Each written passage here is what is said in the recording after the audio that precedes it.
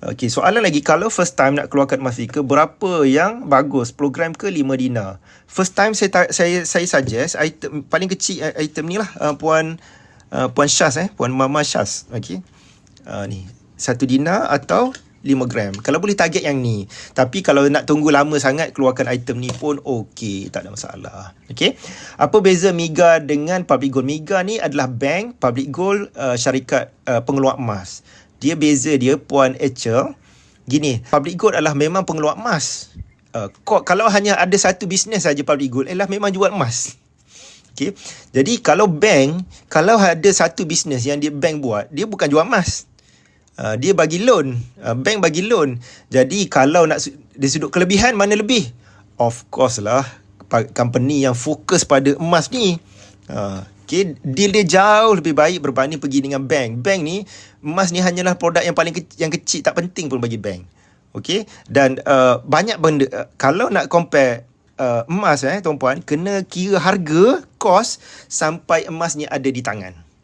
Okay, kalau tuan-puan nak, bila kita bercakap tentang emas, kita mesti emas fizikal. Beli emas, mesti dapat emas, dan emas tu mesti sampai ke tangan kita. Kalau tuan-puan nak beli, apa beza emas bank dengan Public Gold? Kalau tuan-puan nak beli emas fizikal, tuan-puan beli dengan Public Gold.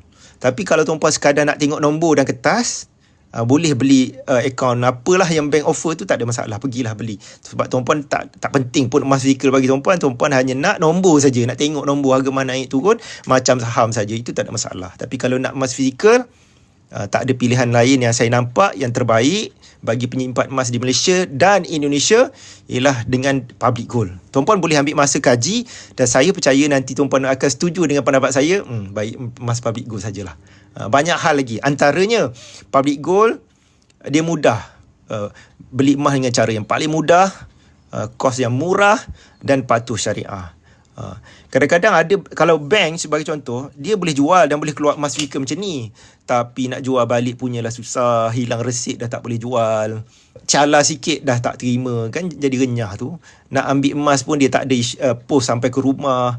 Public Gold ni boleh ambil emas, boleh kat Gold ATM, boleh post, boleh pergi yang mana item yang besar dan banyak tu, boleh pergi ke branch, sangat mudah. Okay, sangat mudah.